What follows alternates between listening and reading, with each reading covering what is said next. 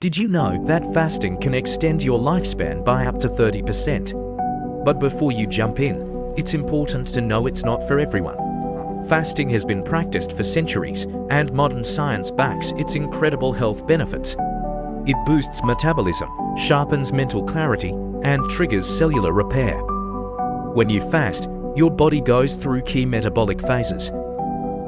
0 to 12 hours, your body relies on glucose, its primary energy source, derived from carbohydrates and transported through the bloodstream to fuel your cells or generate energy. 12 to 24 hours, as glucose depletes, your body enters ketosis, switching to burning stored fat for energy, producing ketones as a fuel alternative.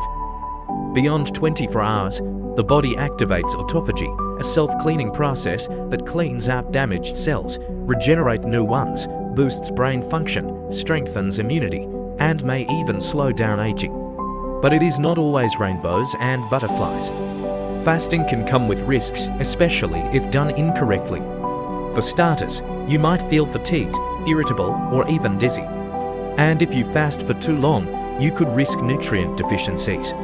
So, before making fasting a part of your routine, always listen to your body and consult a professional before diving in, because every human body responds differently.